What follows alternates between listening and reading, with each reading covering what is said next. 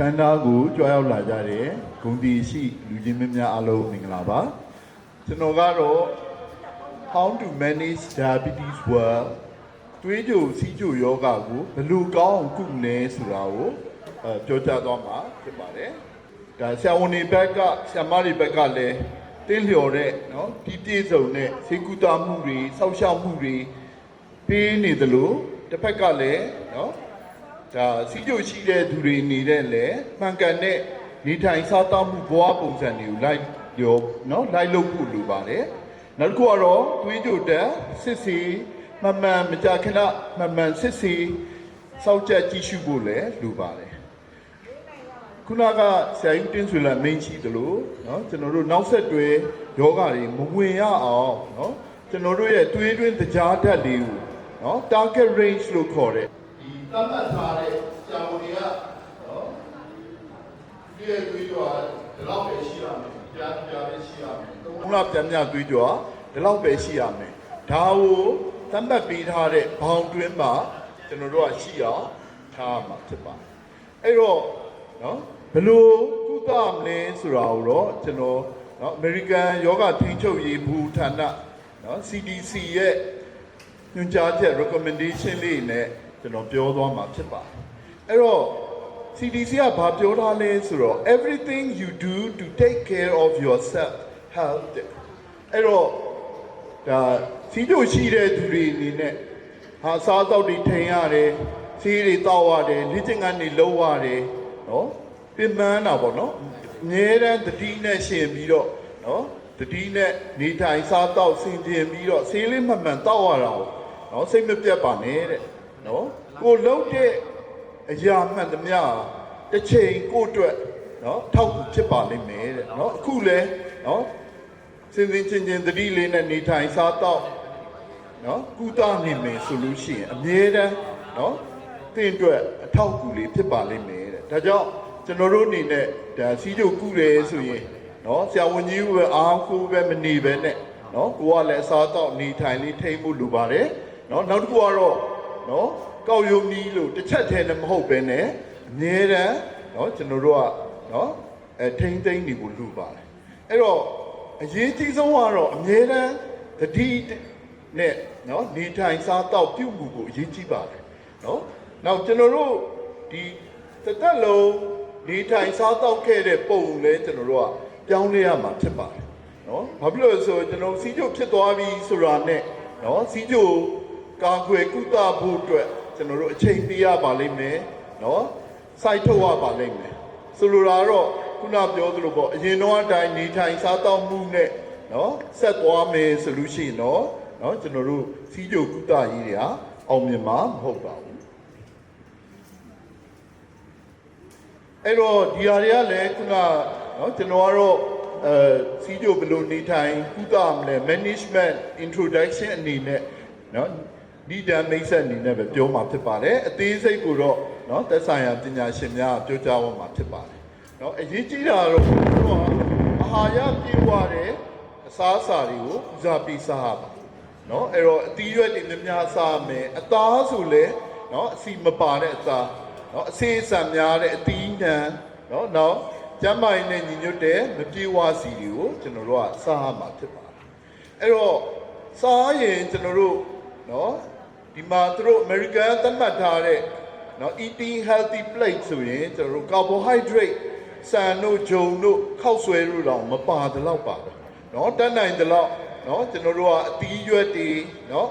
အသီးနှံတွေဒါတွေကိုများစားရမှာဖြစ်ပါတယ်နော်အဲ့တော့ဆန်တို့ဂျုံတို့စီမံထားတဲ့စားတောက်တွေကိုနော်ကျွန်တော်တို့ကစားရမှာဖြစ်ပါတယ်အဲ့တော့ကျွန်တော်တို့စီကိုနော်နိုင်ငံခြားခါလေးပြန်လာတဲ့အန်ဒီကြီးတွေပေါ့နော်ဆရာရဲတဲ့ဆရာဗမာပြည်ရောက်ရင်စီးကြိုကတက်ပြီးတဲ့ဘာဖြစ်လို့လဲဆိုတော့ဒီရောက်ရင်သမင်းနေစားတယ်နောက်ဒီမှာကျတော့ပြန်ရောက်ပြီဆိုလို့ရှိရင်အကုန်လုံးဆွေမျိုးသားချင်းမိသားစုအကုန်ချက်ပြုတ်ကျွေးမွေးကြတော့နော်ကိုကလည်းဗမာဆိုကောင်းကောင်းစားတော့စီးကြိုတွေကတက်တာအဲ့တော့အန်ဒီနိုင်ငံခြားမှာအောင်ဆိုအားတဲ့ဩစတြေးလျရောက်ရင်လည်းစီးကြိုတွေကကောင်းသွားတယ်ဟာဘာဖြစ်လို့လဲဆိုတော့နော်သူတို့ရဲ့ lifestyle ကြတော့နော်သမင်းတို့ခောက်ဆွဲတို့ဆိုတာနော်နည်းနည်းလေးပဲနော်တစုံနှစ်စွန်းလောက်ပဲစားကြတယ်နောက်တစ်ခုကတော့အသီးရွက်တွေအ အရန်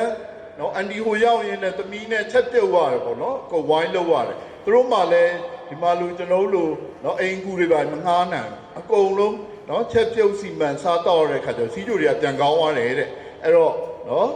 ဒါ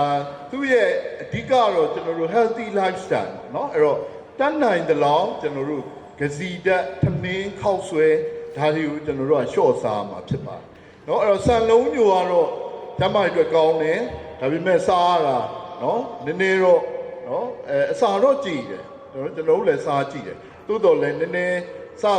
အကျင့်မရှိတဲ့အခါကျစားလို့အဆင်မပြေဘူးเนาะအဲ့တော့ပဲမျိုးနော်သူတို့ကတော့သမင်းလျှော်စားတဲ့အတွက်ပဲတွေပြောင်းမှုတွေအသားငါးပဇွန်ဥဒါတွေကိုများစားပါတဲ့နော်အဲ့တော့ဒါအာဟာရနဲ့ပတ်သက်တဲ့ဆရာမလည်းပြောမှာပါအဲ့တော့နည်းနည်းနဲ့ခဏ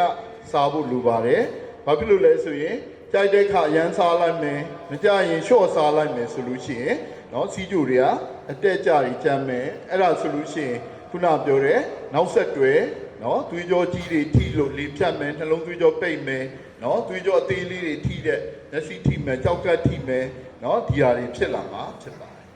အဲ့တော့ကျွန်တော်တို့အနေနဲ့နော်ဒီအချိုရည်တွေတောက်တာလျှော့ရမယ်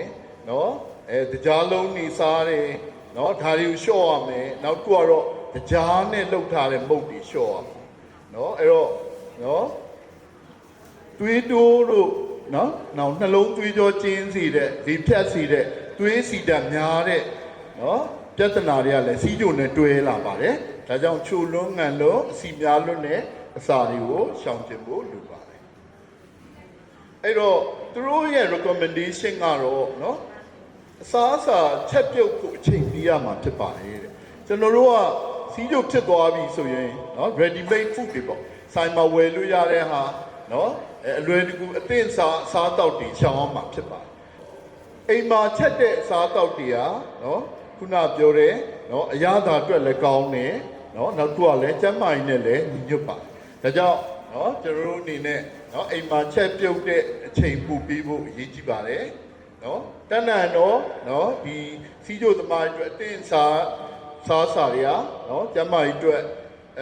ကောင်းတော်ညာလဲဈေးကြီးတယ်ဒါကြောင့်သူတို့တွေကတိတ် recommend မလုပ်ပါဘူးเนาะအဲ့တော့ဒီကုလက်လှုပ်ရှားအားကစားတွေလုပ်ဖို့လဲညွှန်ကြားထားပါတယ်เนาะဒီဟာလဲဆရာဦးတင်ဝင်းအောင်ပြောမှဖြစ်ပါတယ်เนาะသွေးတွင်းတက်မကြာခဏစစ်ဆေးပြီးတော့เนาะနောက်ပိုင်းเนาะနောက်ဆက်တွဲယောဂတွေမဝင်အောင်ကာကွယ်ရမှာဖြစ်ပါတယ်အဲ့တော့အရေးကြီးဆုံးကတော့ဒီပိုင်းပါเนาะအဲ့တော့ကိုကနေကောင်းတယ်လို့เนาะခံစားပြီးမဲ့လေเนาะဆရာဝန်ညွှန်ကြားတဲ့အတိုင်းပဲတောက်သုံးဖို့ရေးကြည့်ပါတယ်အဲ့တော့ဆရာဝန်ကတနေ့ဒီဆေးကို3ချိန်တောက်ပါ3ချိန်တောက်ပါเนาะတချို့ဆရာကြီးများကတော့စီးကြိုတက်ရင်ဘယ်လိုတိုးတောက်မလဲစီးကြိုကြရင်ဘာလေးကိုလျှော့မလဲเนาะတချို့ဆရာကြီးတွေဆို online နဲ့เนาะဆရာမကြီးဆို online နဲ့ဆက်သွယ်ဖို့ချိတ်ဆက်ထားပါတယ်အဲ့တော့စီးကြိုကြပြီးတက်ပြီးဆိုလို့ရှိရင် online ကလည်းမီးလို့ရပါတယ်เนาะအဲ့တော့ကိုယ့်ဟာကိုเนาะဒီနိဖြစ်ပြီးတော့ဆေးကိုအတိုးလျှော့လုပ်ပြီးတောက်လို့မသိပါဘူးเนาะဘာဖြစ်လဲဆိုတော့ကျွန်တော်စီလာပြတဲ့အချိန်မှာသွေးကြိုတွေကမထိန်နိုင်ဘာလို့မထိန်နိုင်လဲဆိုတော့เนาะကျွန်တော်ကဆေးတွေစစ်ကြည့်တဲ့အခါမှာလဲဆေးတွေကเนาะခုနပြောတာပိုတောင်းမိနေတာတွေဆေးတောက်ဖို့เนาะတစ်ချိန်မေ့သွားတယ်နေ့လေဆေးကမေ့သွားတယ်ဒါမှမတောက်ဖြစ်တာတွေဒါတွေကျွန်တော်တို့ကကြုံတွေ့ရပါတယ်เนาะဒါကြောင့်ဆရာဝန်ညွှန်ကြားတဲ့အတိုင်းမှန်တောက်ဖို့အရေးကြီးပါတယ်။နောက်တစ်ဖက်ကလည်းထိုးဆေးတွေလည်းဒီလိုပါပဲ။နော်မှန်ဆေးထိုးဖို့မှန်ဆေးကိုနော်ခုနပြောသလိုအကျိန်နဲ့ထိုးဖို့လိုပါတယ်။နော်အဲ့တော့ဘလို့တိုးလျှော့ထိုးရမလဲဆိုတော့လေနော်ကျွန်တော်တို့ဆရာဝန်တွေကနော်ဆရာမတွေကနေပြီးတော့နော်ညွှန်ကြားထားပါတယ်။အဲ့ညွှန်ကြားချက်အတိုင်းလည်းဆေးထိုးဖို့လိုပါတယ်။အဲ့တော့ကိုယ့်ဟာကိုယ်နော်အတိုးလျှော့တွေနဲ့နော်ထိုးဖို့မသင့်ပါဘူး။ဒါကြောင့်နော်ကိုနေကောင်းနေဆိုပေမဲ့လည်းတချို့ဆေးတွေဖြုတ်လိုက်တာပေါ့သူပြည့်ဆိုရင်နော်ကိုလက်စထရောတွေကောင်းလာတယ်ဆိုပြီးတော့နော်သွေးစီကြဆေးတွေဖြုတ်လိုက်တယ်နော်ဒါမျိုးတွေမလုပ်ပါနဲ့စီးကျူဆေးတွေကိုလည်းလျှော့တော့တယ်ဆိုလို့ရှိရင်စီးကျူထိန်းနိုင်မှာမဟုတ်ပါဘူးအဲ့တော့အရေးကြီးဆုံးကတော့နော်မှန်ချမ်းမရေးချိန်ပြီးစစ်ဖို့လိုပါတယ်နော်တချို့ကလည်းစီးကျူကောင်းနေတာပဲ နော်တစ်ခါပြပြီးတော့ပျောက်သွားတော့နော်အဲ့လိုမဖြစ်သင့်ပါဘူးနော်ဘာဖြစ်လို့ဆိုတော့စီးကြိုတွေကအတက်ကြတွေရှိတယ်နော်အဲ့တော့နော်3လပြန်ပြန်ကွင်းကြိုဆိုရင်ကျွန်တော်တို့ control မကောင်းရင်3လတစ်ခါစစ်မယ်နော်ကောင်းလာပြီဆိုရင်6လတစ်ခါတစ်နှစ်တစ်ခါမှန်မှန်လေးစစ်ဖို့လိုပါတယ်ဒီလိုပါပဲနော်ဒီစီးကြိုနဲ့တွဲလျက်ရှိတဲ့နှလုံးသွေးကြောယောဂတွေကြောက်ကပ်ယောဂတွေမဖြစ်အောင်နော်ကြောက်ကပ်မှန်မှန်စစ်ဖို့လိုတယ်သွေးတွင်းကိုလက်စထရောမှန်မှန်စစ်ဖို့လိုတယ်ဒါတွေကိုလည်းနော်ဒါမိဘပြည်သူတွေအနေနဲ့နော်မှန်မှန်စစ်ဖို့နော်လိုအပ်ပါတယ်နော်နောက်တစ်ခုကတော့နော်ခုနစီးကြိုကြောင့်မျက်စိမကွယ်အောင်နော်မျက်စိမှန်မှန်စစ်စစ်မယ်နော်စီးကြိုကြောင့်နော်ခုနဆရာကြီးမိန်ရှိသလိုနော်ခြေထောက်သွားတဲ့သွေးကြောတွေကျင်းမယ်နော်အနာဖြစ်မယ်ထုံနာကျင်နာဖြစ်ခြေထောက်အနာဖြစ်ခြေထောက်ဖြတ်ရမှာဖြစ်တဲ့အတွက်နော်ကျွန်တော်တို့အနေနဲ့နော်ခြေထောက်ကိုလည်းနော်ဆရာဝန်တွေညွှန်ကြားတဲ့အတိုင်းမှန်မှန်ပြဖို့လိုပါတယ်အဲ့တော့ဒီ stress ကလည်းနော်ပညာရှင်တွေပြောမှဖြစ်ပါတယ်နော်အရေးကြီးဆုံးကတော့နော်ကျွန်တော်တို့ကဒီ screening time ကိုလျှော့အောင်နော်ကျွန်တော်တို့ဖုန်းတွေရန်သုံးနေကွန်ပျူတာတွေ TV တွေသုံးတဲ့အခါမှာနော်ကျွန်တော်တို့ကချိန်နေကြာပြီးတော့နော်လှုပ်ရှားမှုတွေနည်းလာတဲ့အခါမှာနော်ခုနပြောတဲ့စီးကြိုတွေကနော်လှုပ်ရှားမှုနည်းတဲ့အတွက်ခန္ဓာကိုယ်ကနော်ဒီ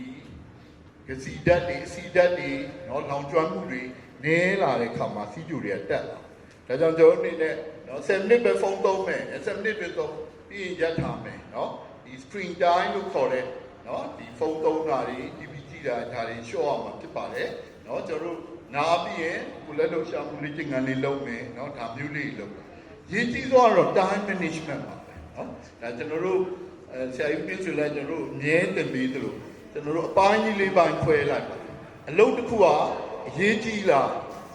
အခုချက်ချင်းလိုလား important urgent အရေးလည်းကြီးတယ်အခုချက်ချင်းလုံးမှဖြစ်မယ်ဒါကိုရင်လုံးအောင်ရေးတော့ကြီးတယ်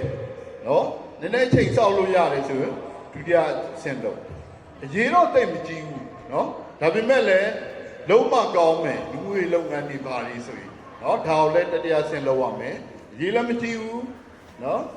ခုနပြောတဲ့အရေးလည်းမလုပ်ဘူးဆိုရင်ဖြည်းဖြည်းလေးလုပ်မယ်နော်အဲ့တော့ကျွန်တော်တို့အနေနဲ့နော်အလုပ်ကိုလည်းခွဲခြားပြီးတော့နော်ဘယ်ဟာဥစားပြီးလုပ်မလဲဒါလေးလူပါမဟုတ်ဆိုရင်ကျွန်တော်တို့ကစိတ်ဖိစီးမှုတွေများလာပြီးတော့စီးကြိုတွေတက်မှာဖြစ်ပါတယ်နော်နောက်သူတို့ပြောတဲ့အချက်လက်တစ်ခုကတော့ sub care ပေါ့နော်ကျွန်တော်တို့ကတန်းပြည်အတွက်လူမျိုးအတွက်ဌာနအတွက်မိသားစုအတွက်နော်အရန်အလုပ်တွေလုပ်ပြီးတော့ကိုယ်ကျမ်းမာရေးကို view site ဖို့နေနေတတ်ပါနော်လမ်းလျှောက်ဖြစ်ဘူးစားတောက်တွေမစင်ကျင်ဖြစ်ဘူးဒါတွေကြောင့်နော်စီးကြိုတွေတွေးလို့တွေများနေတာဖြစ်တတ်ပါတယ်ဒါကြောင့်ကျွန်တော်အနေနဲ့နော်ကိုလည်းတမအောင်လဲက view site နေရမယ်ဆိုတာဒီလဲကောင်းနေထည့်ဖို့လို့နောက်တော့ healthy boundary ပေါ့နော်ဒီအချိန်မှာရပ်မယ်နော်ဆိုင်ရဈေးက9နိုင်ပိတ်မယ်ဆိုရင်4နိုင်ခွဲလောက်ထက်တိတ်မယ်ဆင်းမယ်နော်9နိုင်ထိုးတော့နဲ့ဆိုင်ပိတ်မယ်ပြန်မယ်ကျွန်တော်တို့တွေ့ရတာတော့လူနာတွေအများစုကနော်ဆရာကြီးခဏနေအောင်နော်စောင့်ပါအောင်နော်ဒီမှာဆိုင်ပိတ်နေလို့လမ်းမလာနေလို့နော်အဲ့တော့ဒီခုနပြောသူအလုံးနောက်ကိုကျွန်တော်တို့ကအချိန်ပေးပြီးပါသွားတဲ့အတွက်နော်ကျွန်တော်တို့အနေနဲ့နော်ခုနပြောသူလိုလိုအပ်ပဲစိတ်ဖြစ်စီမှုတွေဖြစ်ပါတယ်ဒါကြောင့်ကျွန်တော်အနေနဲ့နော်ခုနပြောသူလိုပေါ့နော်အားလည်းရမှနားမယ်နော်အချိန်ကြီးကြပဲလုပ်မယ်နော်အဲ့ဒါတွေးမယ်ဆိုလဲ7မိနစ်ပြောမယ်ဆို7မိနစ်ပဲပြောမယ်ပြီးတာနဲ့နော်တိတ်ဆိတ်နေအဲ့ဒါလည်းသူပြန်သွားပါနော်ဒါကြောင့်ဒီလိုနီးလန်းနေလို့ခုလိုပါတယ်နောက်တစ်ခုကတော့နော်ဒီတရားထိုင်မယ်ယောဂလေးဖြစ်မယ်နောက်တစ်ခုကတော့ကိုယ့်ရဲ့စိတ်ပင်ပန်းမှုတွေခက်ခဲတွေရှိတယ်ဆိုရင်နော်ကိုယ့်ရဲ့မိတ်ဆွေကောင်းတွေဆရာသမားတွေမိတ်ဆွေကောင်းတွေမိသားစုတွေနဲ့တိုင်ပင်ဖို့လိုပါနော်အဲ့တော့အေးဝဝလည်းအိတ်ဖို့လိုပါတယ်နောက်တစ်ခုကတော့စီးကြိုမှာစီးကြိုတက်နေလားစီးကြိုတက်နေဆိုနှုံးတယ်ရှူးတွေရမ်းပေါက်တယ်နော်ခုနပြောတယ်နော်ပင်မနွမ်းနေတယ်မျက်စိတွေဝါးတယ်အဲဒါသူစီးကြိုတက်နေပြီနော်အဲ့တော့အဲ့ချိန်မှာတွေးကြိုလေးဖောက်ကြည့်မယ်ဆရာဝန်နဲ့တွေ့တဲ့အခါအဲ့ဒီတော့အဲ့လိုဖြစ်တယ်အဲ့တော့ကျွန်မတွေးကြကဘလောက်ဘာစီးတွေတောက်တယ်ဘလို့စားတယ်ဒါလေးတွေကိုနော်ဆရာဝန်နဲ့ပြောပြလို့ရှိရင်နော်ကျွန်တော်စီးကြည့်ပြီးလို့ နော်ဒါဆေးတော့ပြီးတော့ချွေးစည်းတွေပြန်လာတယ်တုံတယ်ကြုံငင်ဖြစ်တယ်ခေါင်းတွေကြိုက်တယ်ဒါလေးတွေကိုလည်းမှတ်သားပြီးတော့နော်ကျွန်တော်တို့အနေနဲ့နော်မှတ်သားထားမယ်အဲ့ဒီမှာစီးကြိုလေးဖောက်လိုက်ဖောက်ပြီးတော့နော်ကျွန်တော်တို့ ਨੇ ပြသတဲ့အခါမှာဒါလေးတွေတိုင်မြင်မယ်ဆိုလို့ရှိရင်နော်ကုသလို့နော်ပို့ပြီးချောမိတ်လွယ်ကူမှာဖြစ်ပါတယ်ဒါကြောင့်ဒီကုန်းချုပ်နေဖြစ်နော်ဒီစီးကြိုကာကွယ်ရေးနီလန်းတွေကနော်ကျွန်တော်တို့အရေးကြီးပါတယ်ဒါကြောင့်စီးကြိုကာကွယ်ကုသရေးနော်အတွက်နော်ခြေတလန်းကဂရီတန်းတန်ပါတယ်ဒါကြောင့်မိဘပြည်သူတွေအနေနဲ့နော်ဒီစီးကြိုရဲ့နော်ကာကွယ်ကုသရေးနော်စီစဉ်နေစားတော့နေထိုင်တွေကိုယခုကပဲနော်ပြုပြင်ပြောင်းလဲကြပါစို့လို့တိုက်တွန်းရင်းနဲ့ဒီကုန်းချုပ်ပါတယ်ကျေးဇူးတင်